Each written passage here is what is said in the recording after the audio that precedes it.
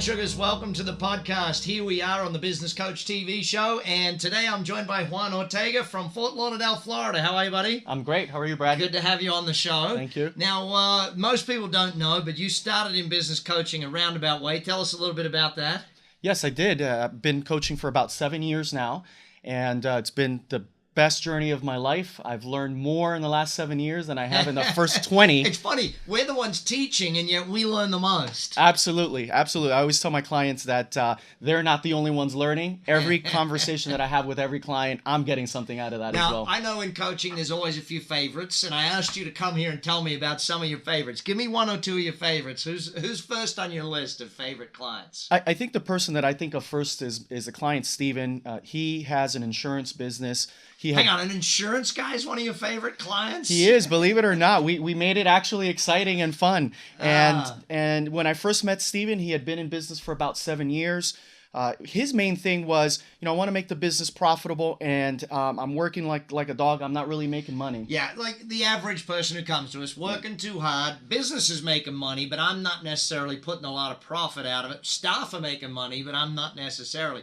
So hang on, in the insurance game, so what was the main things that he had to learn or that you had to teach him so that give me the lessons so our listeners can get them? I think the first thing that we did with Steven is he had to stop being a technician in the business. He was busy writing policies all day, and he wasn't running the team. Yeah, so no one's running the business. You're working in it, not on it. Absolutely. You got to change it so that instead of being the employee in your own company, you're actually working as the boss in your own company. That's exactly right. So did he have to increase sales to be able to afford to do that, or what was the thing? He needed to. That was definitely one of the things that we needed to do. So increase you sales. guys pushed sales up. How did you push sales up? What was the first thing you did? First thing I did is really teach them the basic concept of what is selling, and the fact that you're not in the insurance business per se. You're in a sales organization. Like, you run a sales organization. It just so happens to be that sell you insurance. To sell insurance. Yeah. So did he have to put in systems and all of that stuff for sales? Absolutely, because what we figured out is that his team they were each doing sales, handling sales in their own way, in a different way. Yeah, we can systemize how to make a burger at McDonald's, but writing soft systems is too hard. It's crazy the number of business owners that don't put scripts and systems in place for the sales system. So what did that do to his numbers? What sort of increase? Oh, he increased dramatically. I would say, the biggest probably result was towards the end of that first year of working with him, we had doubled his business.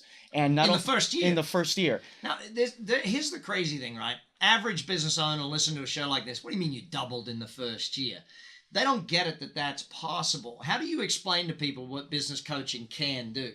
Well, and I think that the thing that surprises most people is that was with zero additional dollars in marketing. All we did is he realized that his conversion was like 20%. So we doubled his business simply by going from 20% fixing the to sales 40. team, getting them to a 40% conversion. Anything else you had to teach him, or anything else that was a major part of his learning to get his growth? His major thing is, like, when he stopped being a technician and he started actually leading the team and being a business owner, right? So he had to go through his own mindset shift of going from technician to being an owner. The old letting go of doing the day-to-day, hanging up the boots or the gloves or whatever it was that you had to do. Tell me another one of your favorite clients then. Yeah, I'm thinking of Bill. Bill came to me. He's an attorney.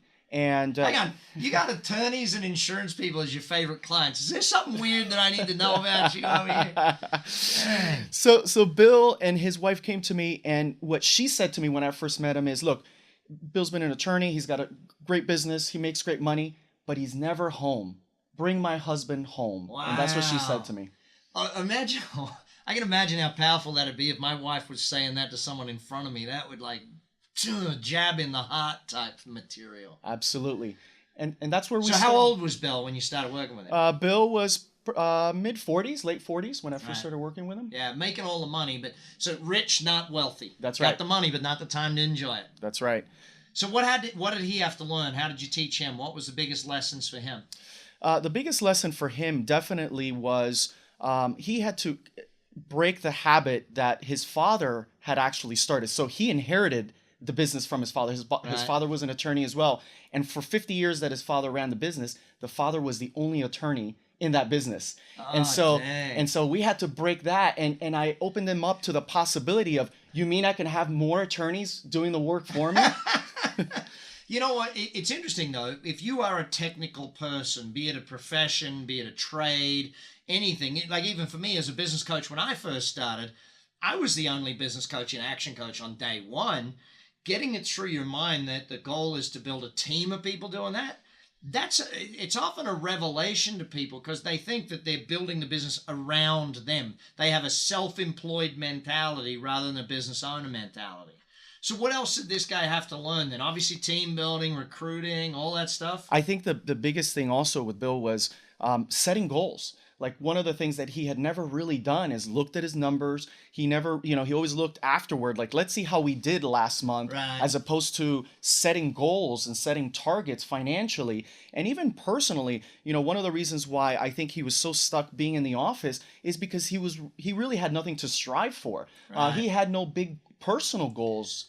I love it when with my clients, I sit with them and say, okay, give me the number of hours you actually want to work a week. Like I want to be working 4 hours a day, 4 days a week. Great. There's a goal. We've now got a goal of how many hours you want to work. Let's build a business that works so you don't have to. Anything else?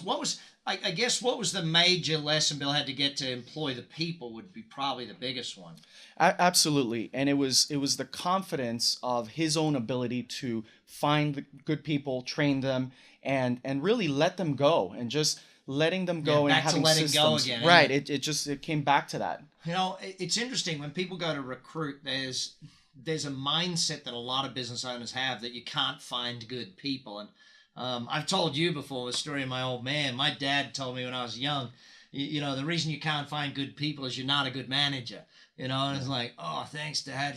When you become a good manager, you get good people. How about, okay, let's get on to your third client. You got a whole bunch of them listed here.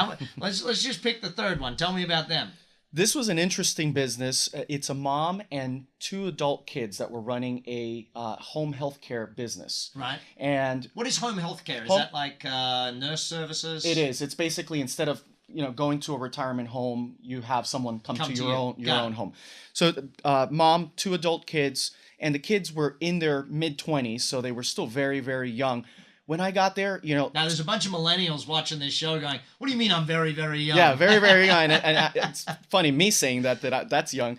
And, when I first met them, total chaos. It was literally, when you think of and describe a mom and pop business, this was that. I mean, it was really, parent and kids, and they treated the business like they were in their kitchen. It was not just a family business, it was a family business. It really was. Like they would argue and, mom, I don't want to do that. And, but mom's the CEO and you're an employee. Shut up and do as you're told, employee. Right. So there was like no systems. And even though they owned a franchise, which was interesting, they owned a franchise, they weren't following the systems that they had essentially bought into. Why buy a franchise if you're not going to follow the systems? That's just crazy. Exactly. So, okay, what was the biggest lessons that you taught them that made them grow the business? And what was the growth rate that happened when you started with them? This business, and I've been working with them now for 4 years, Right. We've tripled that business in the last 3 years. And I think the biggest thing for them was, number one is you bought into these systems. How about you start using them and following them? Mm-hmm. And I think the biggest thing for the 3 of them... I think that franchisor wants to call you to work with every franchisee in their company. That'd be great. I'd love to do that.